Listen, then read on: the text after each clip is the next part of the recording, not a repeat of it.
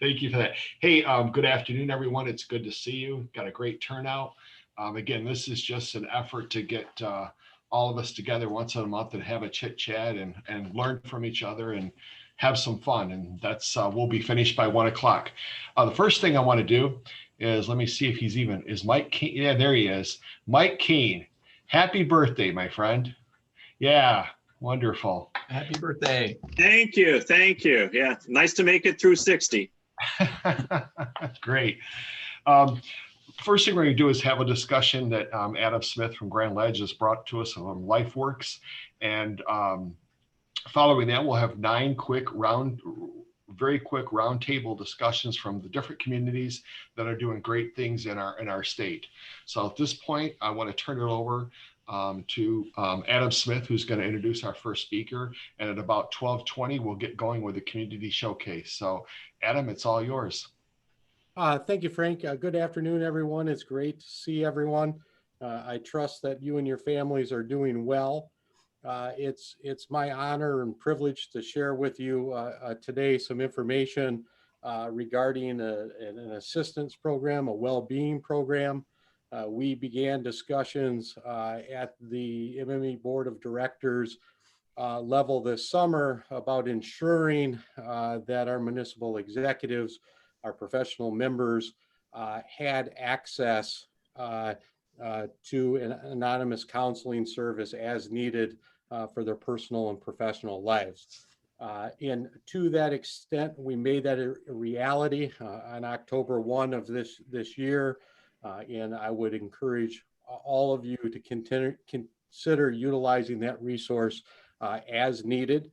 We do have with us this afternoon Jen Klatfelter. She is the manager with LifeWorks for our account, and Jen is going to share with us some of the highlights of the program that is now in place to serve not only you, but your spouse and your immediate family members.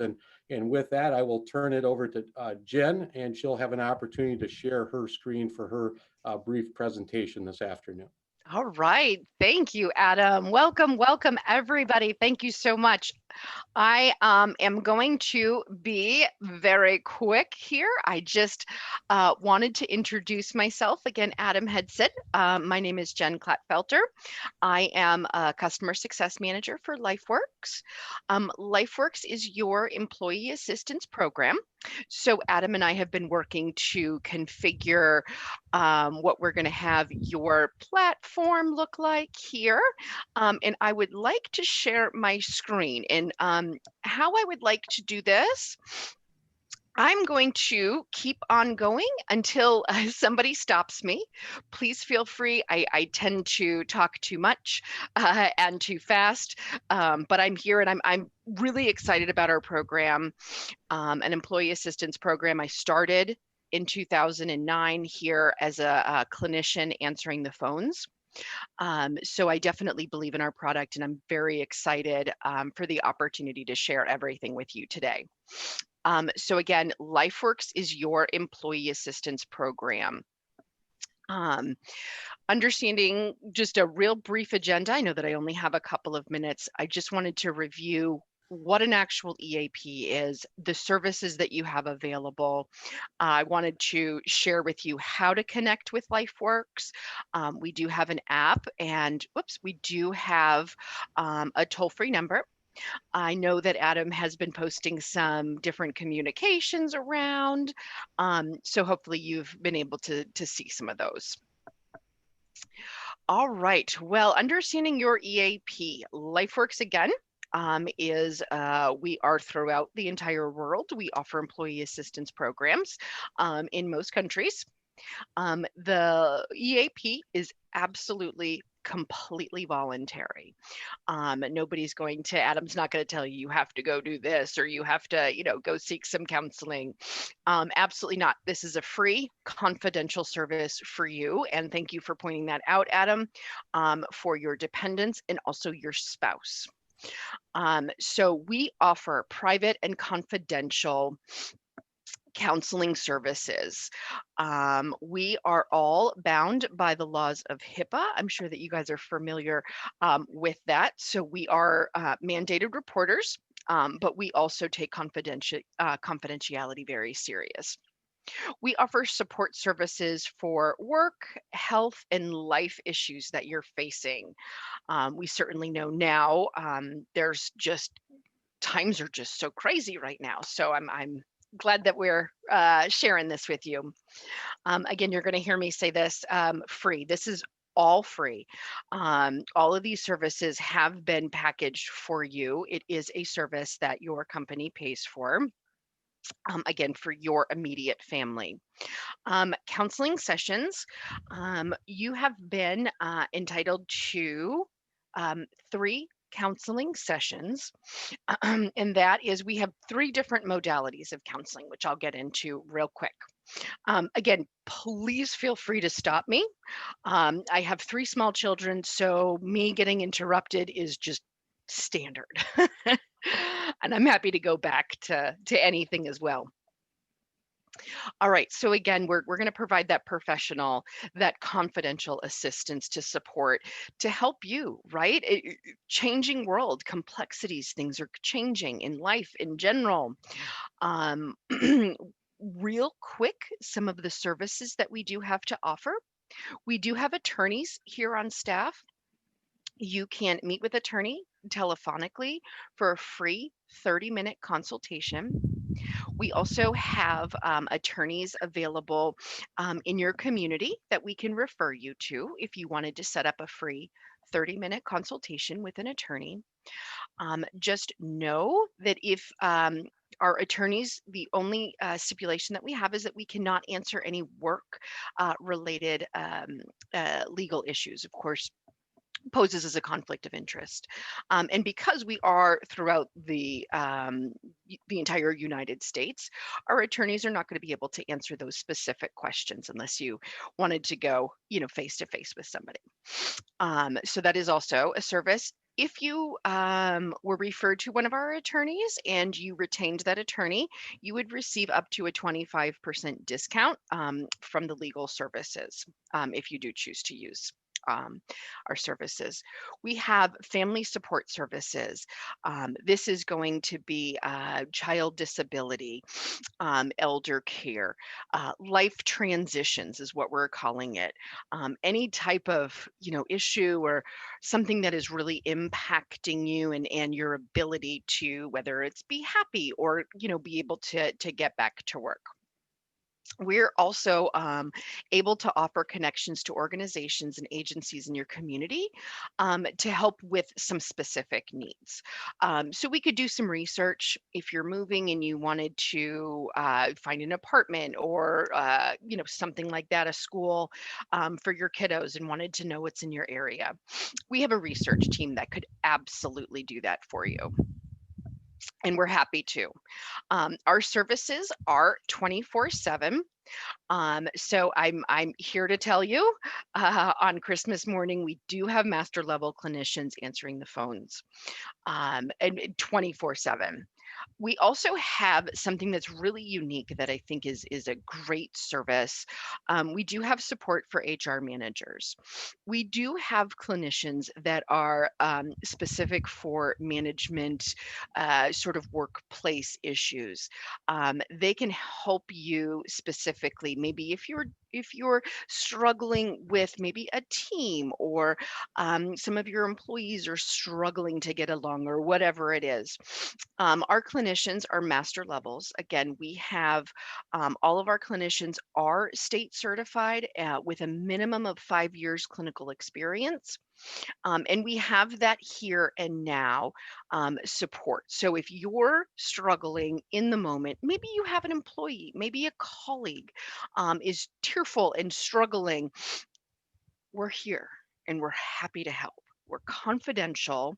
And you'd be surprised, maybe you wouldn't, about some of the things that people will tell you over the phone, right? Because you're not seeing a reaction. We're not here to judge you. We're here to just help you. We have nothing to sell you. We're here to help.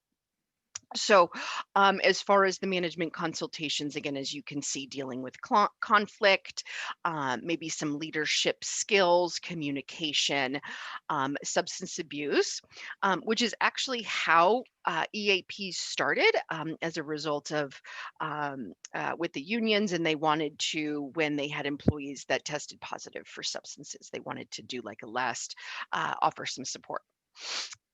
So that is real brief with our manager. We do have an online support. It is the website is going to be login.lifeworks.com, or you can just go to LifeWorks too, and you can log in that way. But it is login, login.lifeworks.com.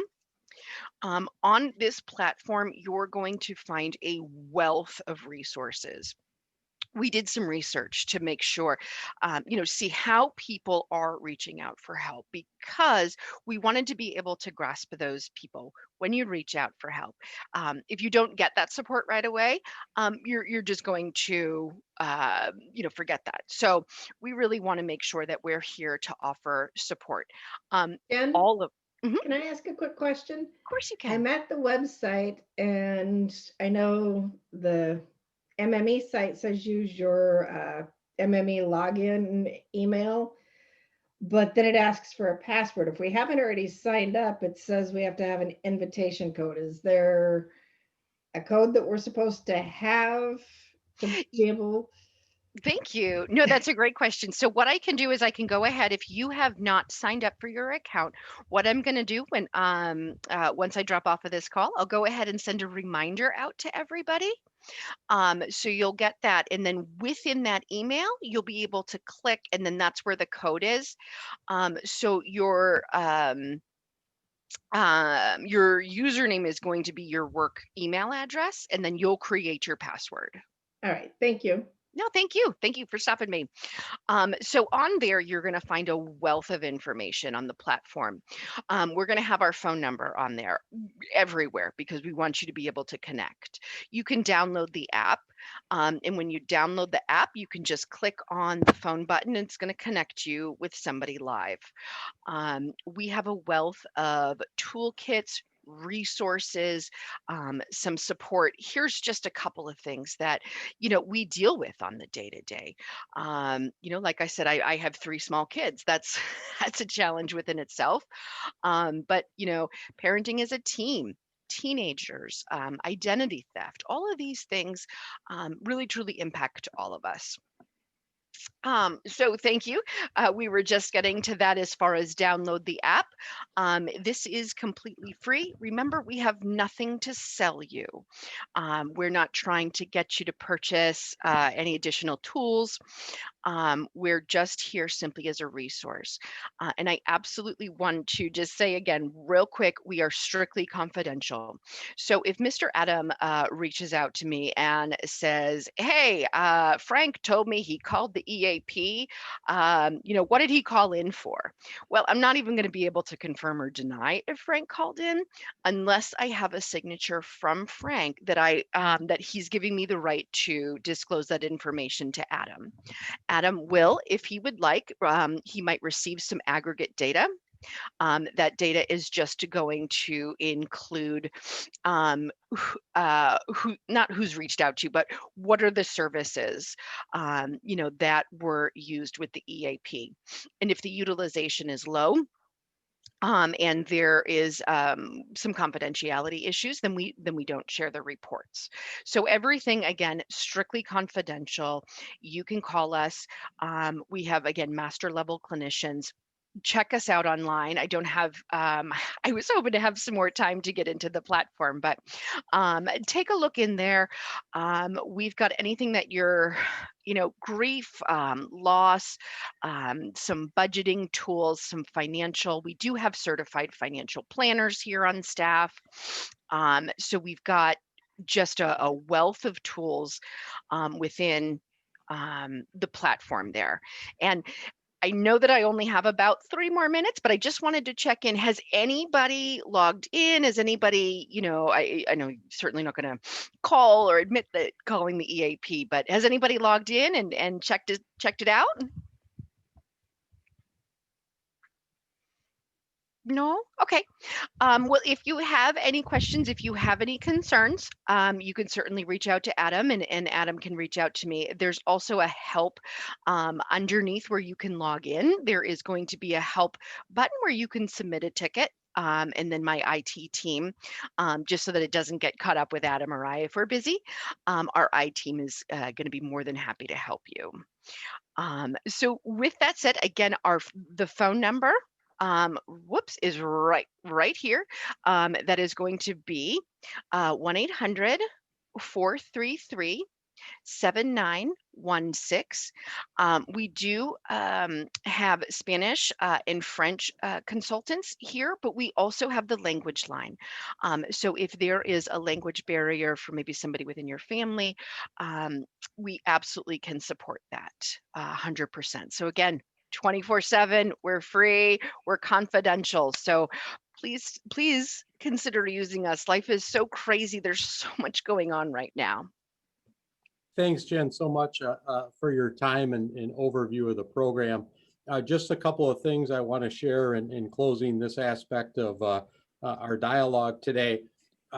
You will need to use the email that's associated with your MME membership. And so for many of you, that will be your municipal email, but for several others, there are alternative emails that were used as part of your MME membership.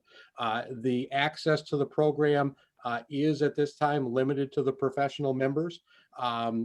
There, as Jen had shared, there is no cost to the MME membership, but there is a cost for this product, this initiative, and that cost was paid through the MME Association. With that being said, if you have any questions, if I can help in any way, please let me know. There wasn't some expression relative to confidentiality early on in the launch of the program. There was a wellness directory feature as part of the website. We have disabled that. The board reaffirmed the primary priority was confidentiality. So some of you that had signed in early and seen access to that feature, that is why it had been removed. Again, all those functions, all those resources within the website and in the app are still readily available. It's just that the directory has been disabled. So with that being said, I know we're on a strict agenda schedule today. I will turn things back over to Frank. Well, thank you very much, Adam. We appreciate that. And Jen, thank you for your presentation. Thank you very much. Have a great day. Thank you, everybody. Yeah, you're right when you say, it's all about timing. Your presentation today is very timely for what I think a lot of people are going through in this country, whether it be the national politics or the struggles with COVID, or trying to be home, trying to hold a job and also be home taking care of your kids with their educational needs. It's a very trying time for many, many people. So thank you for that presentation very much. Thank you very much, everybody. Everybody have a great day. You too. Frank, can I ask a real quick question? Absolutely. Sorry, this is Todd, by the way. And this is for Adam. What do we know? Like, is this like a yearly, annual contractual relationship with this organization? Like, how much is MME paying for this, and is it a yearly or monthly expenditure? Yeah, it's an annual membership product. This is our pilot program.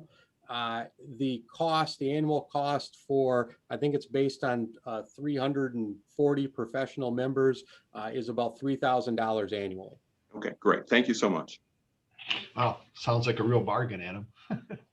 Well, thank you very much. Let's move on to our community showcase. We have 9 different folks presenting today, most of them managers from the communities, and just hear about all the exciting things that are going on in the communities. We're going to start with Tut in the city of Portland talking about the broadband fiber project. So Tut, it's all yours. All right, thank you. I didn't think I was first. That's great though. And first, I just wanted to thank Adam and all the work for MME. I think that's a great program, something near and dear to my heart, and understand that everyone needs assistance at some point in their life, no matter who you are. So moving on to the city of Portland. So over the past couple of years or so, we've been exploring the idea of offering broadband internet services.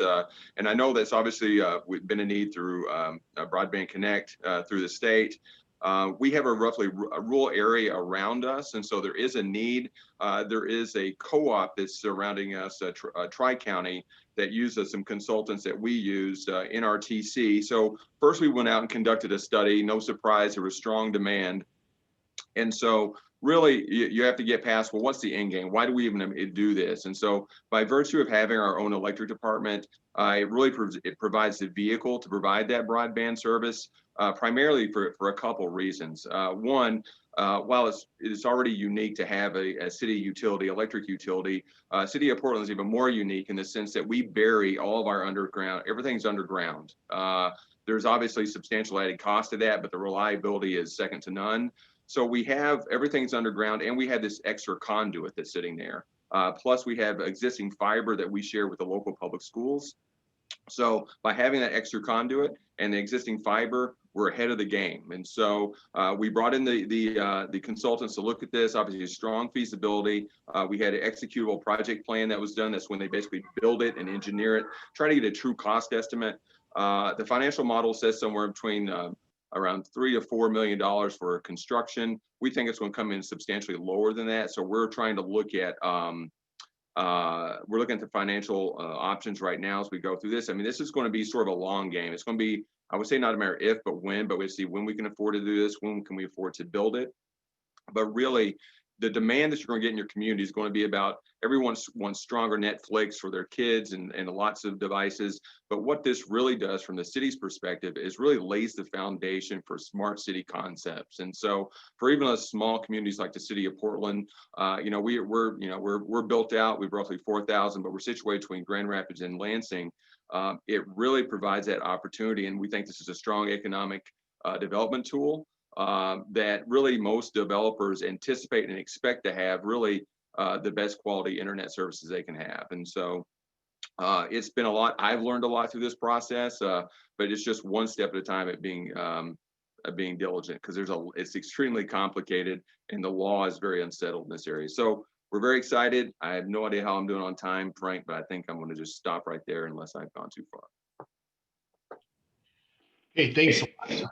You know, one of the big issues here in some of the areas in Michigan about education, kids being taught at home right now and not being able to go to the schoolhouse, is the lack of broadband and how unfair it is for some kids who don't have access.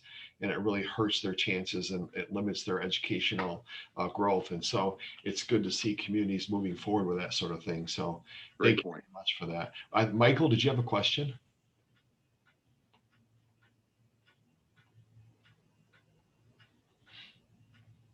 Yeah, sorry about that. Todd, I was curious if you had any pushback from any other cable providers in your area. We hear about that a lot from communities that try and go down this path.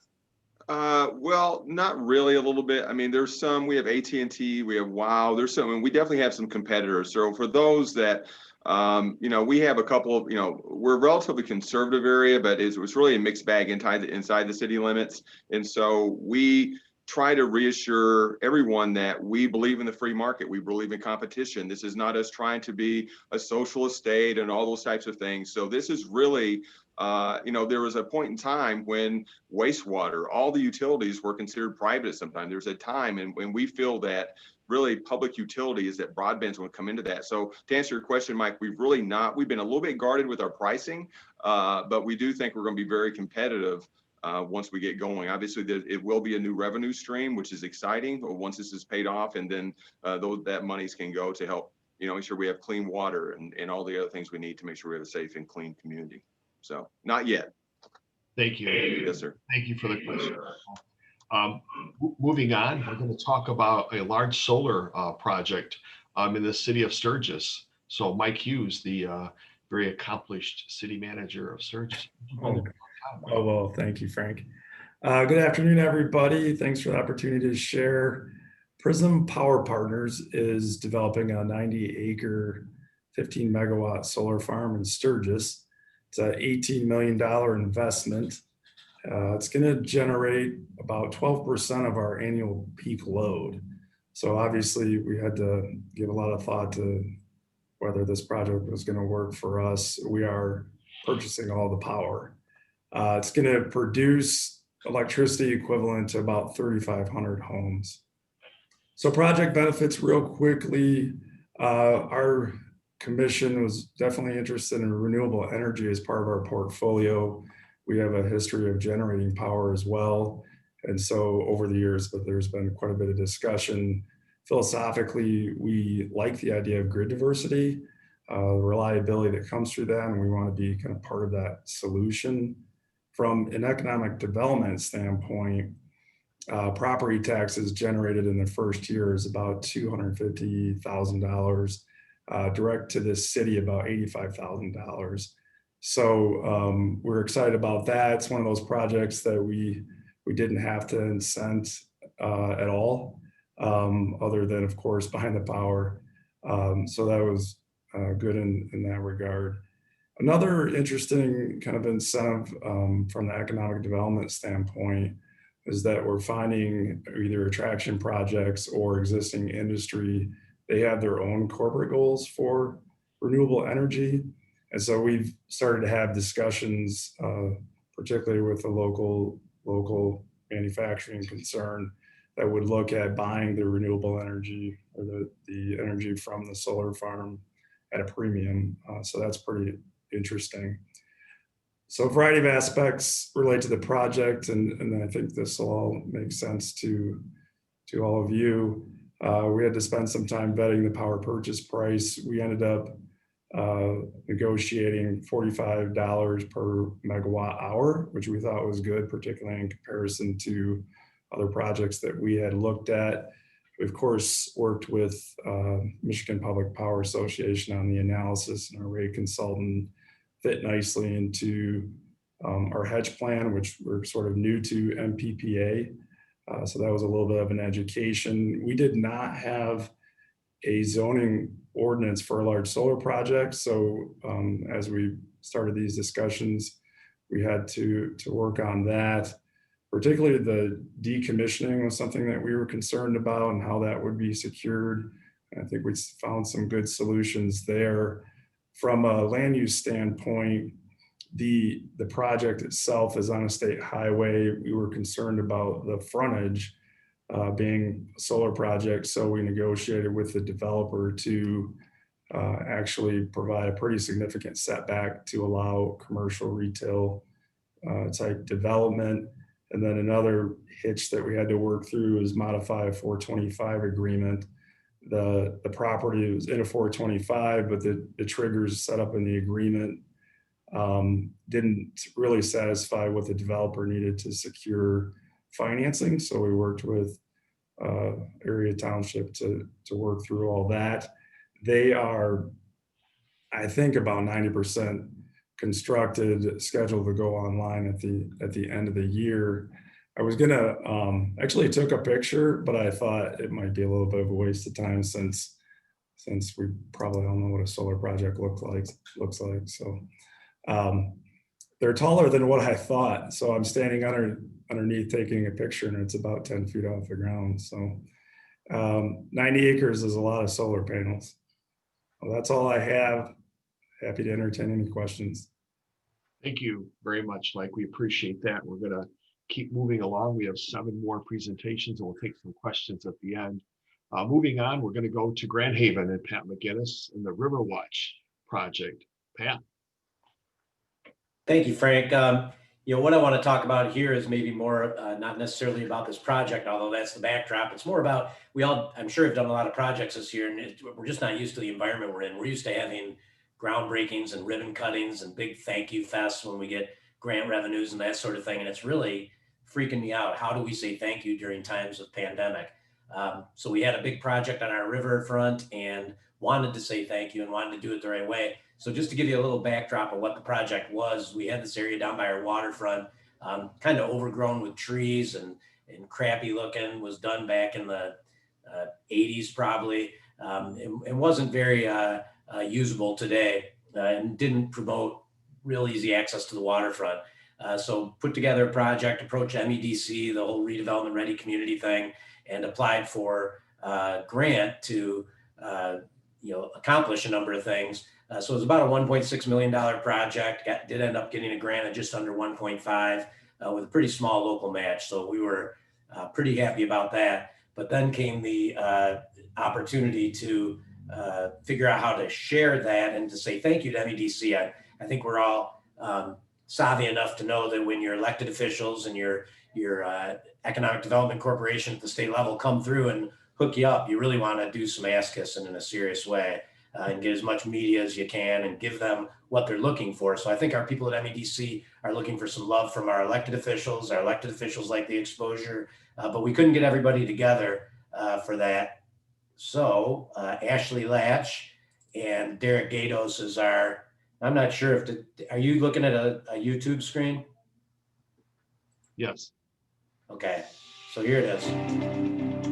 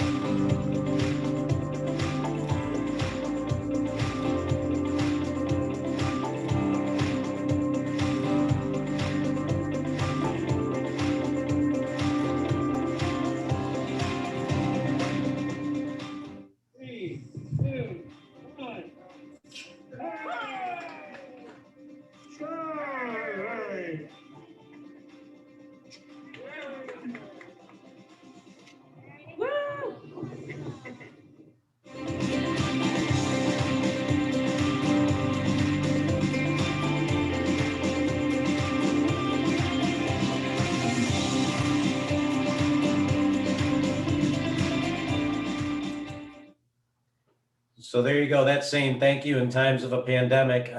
And Ashley Latch is, I think she's on the call. She's the assistant to the city manager here. She did the video. Oh, now I've got that starting over again. Sorry about that. She did the video. It was all done in-house and worked out pretty well. We got that around, and our various elected officials, of course, during the campaign, shared that on their Twitter accounts and everything else. And MEDC was all geeked about it. So that's what we did. Thanks. Thank you, Pat. Yeah, your creativity never does surprise me. So thank you. That's excellent. Thank you. We can all take away from that for sure. Let's move on to something very interesting. What's going on in Battle Creek about a new app. Rebecca, welcome. Thanks, Frank. I appreciate it. I'm going to try to share my screen. So I think all of us have been experiencing, impacts from COVID to our small businesses, particularly our restaurants. I hope you're seeing, I hope you see my screen right now. So we were hearing from all the restaurants who were going to try to stay open and under the stay home order, but do delivery. But we were hearing from them that it was incredibly expensive to sign up with places or with companies like DoorDash, Uber Eats, and those types of delivery services. And so a group of restaurant owners came to the city and said, what can you do to help us? And so we had our small business development team come up with an app called Eats BC. Really, it was a low cost way to get our local restaurants into the online delivery service, because they, with fewer customers and having to only serve from a delivery perspective or else drive up, they were really struggling with customers. And then to see most of their profit go to places like Uber Eats, DoorDash, and those other delivery places was really difficult for them. So our small business team worked with them and developed an app called Eats BC to allow them a lower cost way to provide online delivery service. So Eats BC, as you can see, it's about $20 a month for restaurants. It costs us, less than $8,000 to develop. The city paid for that. And it's about half the per transaction fee, as they were seeing with kind of those other delivery services, more of the nationwide delivery services. So it costs customers $5 for delivery, and we have really seen it take off during the beginning of COVID times, and even now we're adding more and more restaurants. And we have a lot of good feedback on it, and it's exposure for our local Battle Creek restaurants too. And I want to say these aren't just restaurants that are in the city either. We opened this up to the greater Battle Creek area, so this also incorporates some of our townships as well. Again, we've seen really positive feedback from this. I got to tell you, I like to use it because it's incredibly simple to do. And again, it was relatively low cost. You know, we're all looking for ways to help support our small businesses, particularly our restaurants, because, you know, I'll be honest, we are going to have some restaurants that aren't going to make it, but we're trying to do everything we can to help them be successful. And we see Eats BC as just a small way to help them do that. In addition, we also had some of them tell us that they're not very techy or have the tech to do it. So we also provided some iPads and the little card readers to be able to support that as well. And again, we're talking very little cost, but a huge return on our investment as we get our restaurants out there in this new COVID environment. That's all I have. I think I stayed within my 2 minutes, Frank. You know, that's really, really creative. Excellent. You know, I wouldn't be able to even think about it, let alone being able to pull it off. I'm lucky if I can turn my computer on. So great work, Rebecca. Thank you. Thanks, Moving Frank. on to St. Joseph and the manager there, John Hodgson, on lead and water testing. John, good afternoon. Morning. Thank you, Frank, for putting this on. Adam, it sounds like a great program you're starting out with. I feel terrible following Pat and Rebecca. They get to talk about fun and outdoors and food, and I get to talk about what's really important, lead water pipes. I feel like my engineer at a commission meeting. We had, as with other folks, we had to do an inventory on our water systems due to the state changes in state regulations. We found that as an older community, about 2/3 of the pipes that we have in the ground, the water services in the ground, are lead.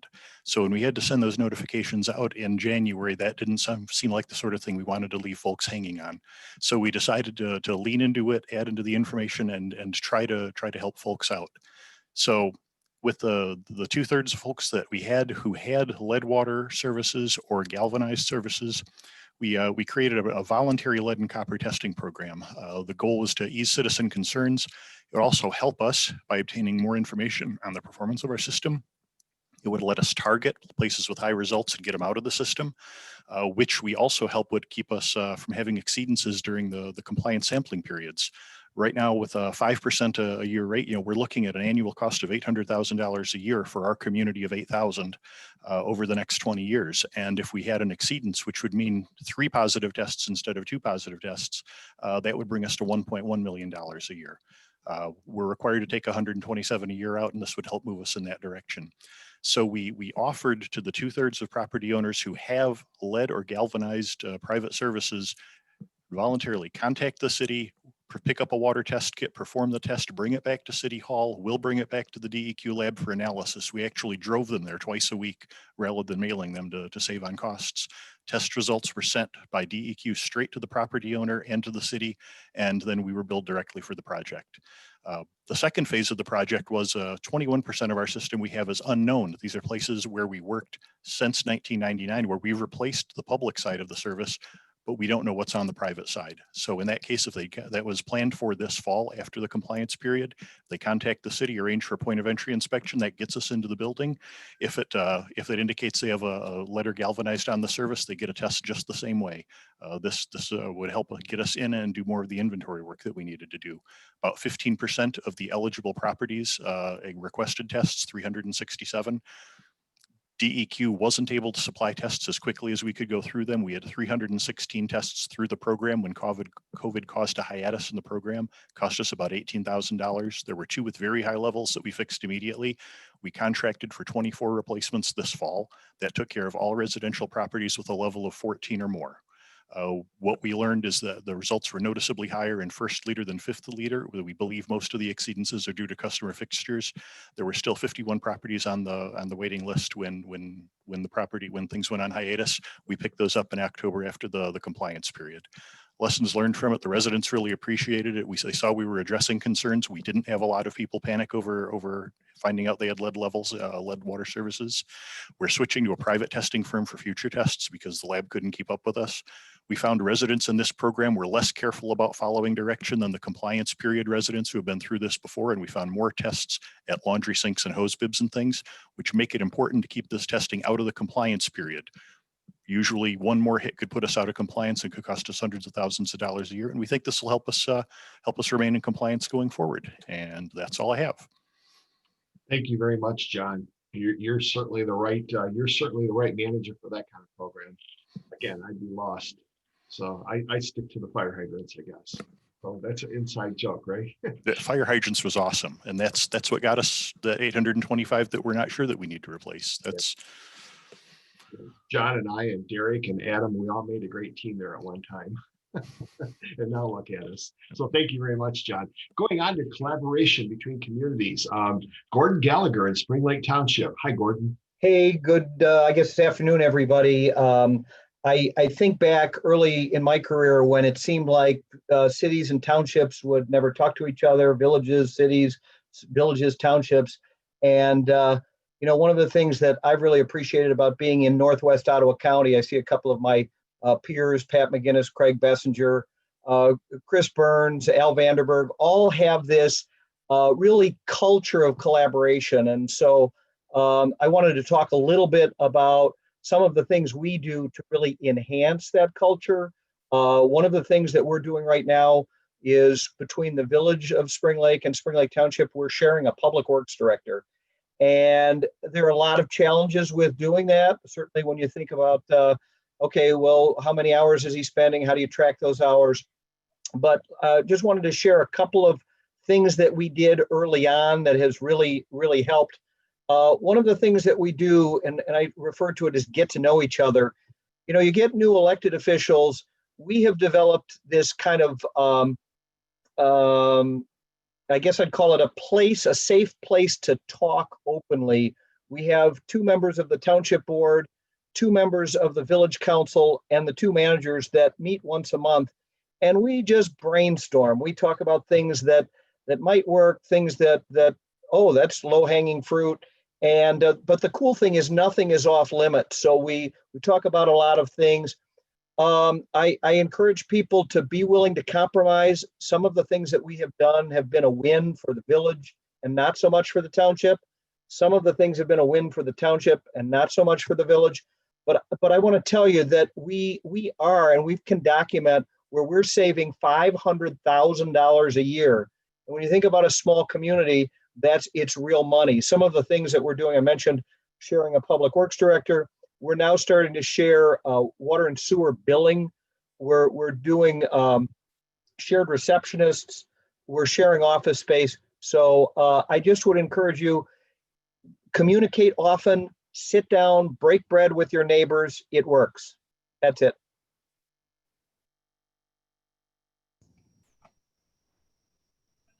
Oh, Frank, you're muted. That might be a good thing. It's really great to hear that, because we could really take what's happening in Spring Lake and the surrounding area and extrapolate that across the country right now. So that's a good message to hear today. So thank you very much for that, Gordon. We're going to move on and now talk about dairy cows and dairies, which is going to be really exciting. So Jonathan in Coopersville, good afternoon. Good afternoon, everyone. So I'm going to talk to you just really quickly about sort of a partnership that we're developing, which is a huge step with our 2 largest utility users and taxpayers, Continental Dairy Facilities, which you've never heard of. Most of their stuff is dehydrated milk that goes into products that are made in Rebeccastown. So sending that down there. But then Fairlife, which you may have heard of before, is they do all of their milk processing for all of their products east of the Mississippi here in Coopersville, and then all of their specialty milk products for the entire nation here in Coopersville as well. So they both, I'm going to stop sharing the screen. I just wanted you to see their logos so you knew who I was talking about. So CDF purchased an old GM plant in the late 2000s and refurbished that into a processing facility. At the same time, the city, this was prior to my arrival, invested about 11 million to upgrade the wastewater plant from a lagoon system to a mechanical plant, and getting our capacity up to about 1.65 million gallons a day, which is about the residential equivalent of 100,000. Our population is 4,400. The city is about 50% built out, and we were trying to balance between dairy growth and what the city needed for the next 20 years. And what the city needed for the next 20 years is another 400,000 gallons. We run about 400,000 gallons to 500,000 gallons a day domestic, and the balance was for the dairy. When Fairlife came on, they grew so quickly that we ended up permitting away all of our capacity in the plant, and we didn't have any more room for growth. We entered into a violation fine, legal issues, which aren't unusual for food processors. There were state agencies that were involved, DEQ, Eagle, Department of Agriculture, MEDC, the governor's office, and the city was kind of caught in the middle. Some agencies saying you can't find them, you need to work with them more. Eagle, DEQ saying you need to be harder on them. So that ended up bringing us to where we're at now, which is we've entered into a consent agreement, which includes looking at the future growth for both the city and the dairy, and how we find a path forward. I did leave out one critical point. The city invested about $3 million to upgrade the plant again. We just finished with that project. So our new capacity is about 2.5 million gallons a day, which gets us back our 20-year growth window and allows the dairy to have 1.6 million gallons a day without any issues. The next step in the process, which we just received bids for last week, is contracting with a process engineering firm that's going to look at all of our processes from inside the dairy all the way out to our pipe at the outfall into the Grand River, to see where we can achieve efficiencies on in an economical way and move forward with a partnership, as opposed to this fine and the really bad relationship that we had for a long time. So I'm probably up on my time, so that's what we're doing here. Well, thanks, Jonathan. That's really interesting. You know, I see your background of Colorado there, and working out and living out in Colorado, and you probably thought, I think I'll manage a town in Michigan someday and deal with dairy cow issues. I mean, you know, that's the great thing about our profession. You never know. Like, I don't know that Rebecca thought 2 years ago she was going to be putting together a food app for the community. So it's just great what we get to do in our profession. Next up is the birthday guy, Michael Kane, who's going to talk about a theater project. Michael? Yeah, hopefully you can see my screen up here. Yes. All right. Well, I'm going to talk to you about the Boyne Theater project that we have here. Boyne's an older community, first settled in 1856. Michael, are you trying to share your screen? Yeah, is that coming up or not? Not up yet. No, that's no good. Hang on, let me try real quick. There you go, perfect. Okay, well, this is the Boyne Theater in our downtown. Like I was saying, we were around the turn of the century, about 15,000 people back then. Boom of the lumbering era. And with any boom town, you had to have an opera house. So in 1903, the Bellamy Opera House was built. It was converted to movies in the 1920s, and then updated. Probably its last major update was in the 1950s. Well, as movie theaters began to wane, it got a reputation for dirty movies. People would drive from all over in northern Michigan, put bags over the heads so they couldn't be seen, and head on into the theater. We actually have an infamous picture from the 70s of the high school homecoming parade going right through past the theater with Deep Throat on the marquee. So, you know, it engendered a lot of memories in people. But the theater hung on, but not thriving too well under absentee ownership. Fast forward to 2003, the theater is still there and the family moves to town. And we're looking forward to enjoying the small town appeal, going downtown and seeing a show. But before we could do that, the theater closed. And my 4 daughters, young daughters then, never got to see a theater. They've all now graduated from the Boyne City High School, and they grew up with their friends, never having that as an option. They had to go to one of our neighboring communities to see the theater. Since that time, there have been many discussions with the private sector about how to bring the theater back to life. The theater had long been owned as part of a complex that also includes a restaurant next to it.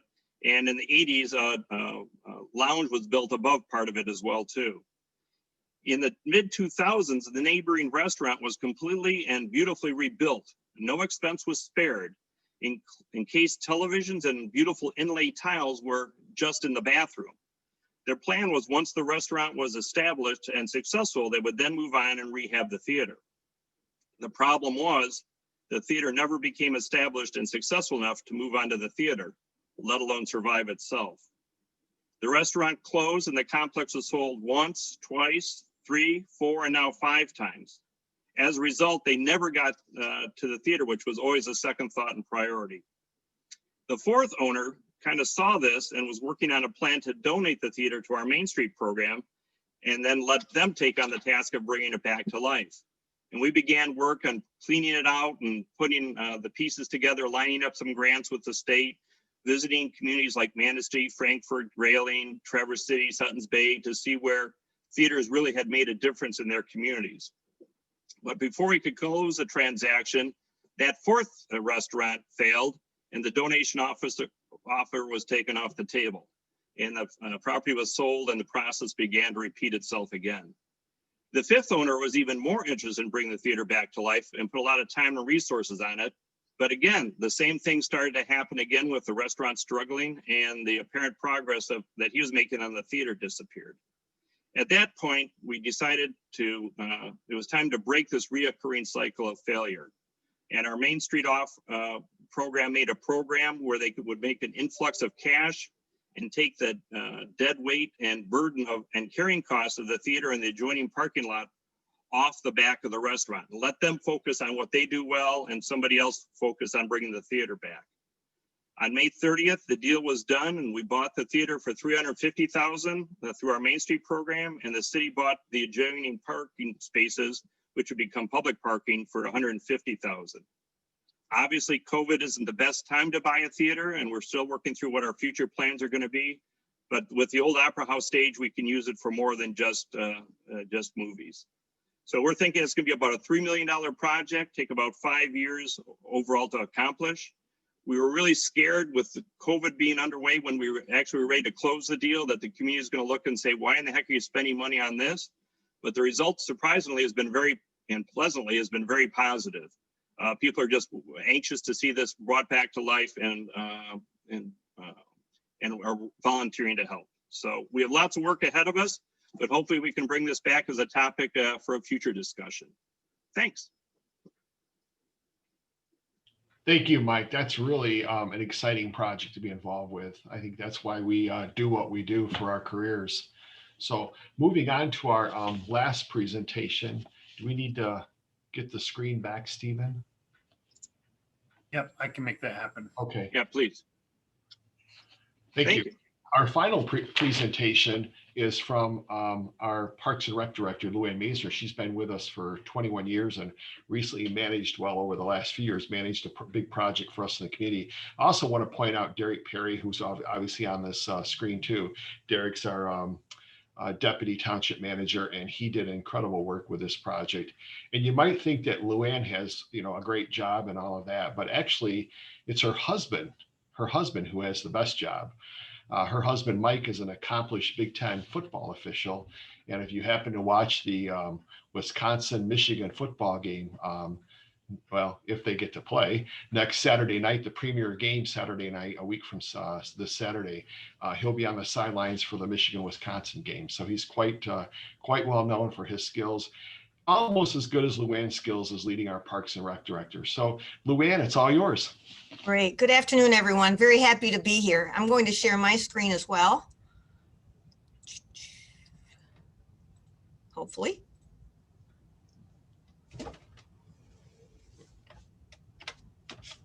All right. Is it shared? Perfect. Okay, great. So we have a farmer's market that has been in place since 1974, started out with 4 vendors, has grown to over 60 booth spaces over the years. But what didn't grow was the available parking at our site, which was in our pavilion at our township hall. So instead of adding more impervious surface to our park area, we turned to find underutilized asphalt parking nearby. And so fortunately, we were able to collaborate with the Meridian Mall, which was adjacent to the Township Hall, and execute a property trade agreement for the site, as well as a cross-access agreement to allow for shared parking of their parking lot. Next, we engaged the community in a community fundraising campaign with Patronicity and the MEDC, as well as spoke with a lot of businesses and service organizations. Combine that with our park millage and our general fund dollars, we were able to fund this project at $2.4 million. Marketplace on the Green is a 3-acre site consisting of a large U-shaped pavilion. It's 14,650 square feet in size, with electrical outlets on each post. There's an office restroom building, covered performance stage, playground, bicycle parking, and a courtyard patio area with site furnishings. Conservation elements and energy efficiency elements included in this are solar panels to reduce our energy costs, touchless restroom fixtures to reduce water usage and improve sanitation. We utilized LED lighting in the pavilion, strung solar powered lights in the trees for nighttime aesthetics. We constructed 2 purification systems to treat the water runoff. And as I stated before, we're able to use existing asphalt for parking. And in conclusion, what started out as a farmer's market relocation project has really turned into a grassroots community gathering site that will host concerts, special events, wedding receptions, company picnics, and more. The east wing of this pavilion is 50 by 110 and will also be fitted with artificial ice and boards for skating activities that can occur regardless of the temperatures, and also portable basketball hoops for covered play. We just cut the ribbon on this in early October. So we're really looking forward to moving beyond COVID so we can program the heck out of this facility. Our farmers market has been operating there from early October and will continue now through mid-December.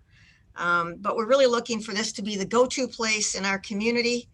And I'd like to just click a few more. That was our ribbon cutting ceremony. And just some of our vendors. And there's our covered performance stage that we're looking for some concerts and those types of things taking place in the future. So anyway, please contact me directly if you have any additional questions about this project, or if you're going to be in the Meridian Township area, I'd love to take you for a personal tour. Thank you. Thank you, Luann. Appreciate that very much. It's been a great addition to our community. Really, it's great. We're a town of about 43,000, and this project is local. We have Okemos in the south and Hazlet to the north, and this project's right in the middle of the community. So it's really been a great thing for us. We got time for 1 or 2 questions. If there's any questions out there for any of the 9 projects, there are issues that were brought forward today. Just speak up if you have anything, because I can't see everyone on the screen. I have a question, Frank. I'm gonna send this over to Jonathan in Coopersville for the expansion that you identified as needed. Were any of the costs for that allocated to the industry that was the reason that you needed the increased investment in the infrastructure? Well, the increase that we just finished was actually needed for our 20-year growth window. But per the consent agreement, they were fined a pretty hefty amount. And so we used some of that fine to pay for the increase. What this project that we're just starting out on is going to do is figure out what additional steps we can take and who will pay for that. So the study itself, each of the 3 parties will pay probably an equal amount.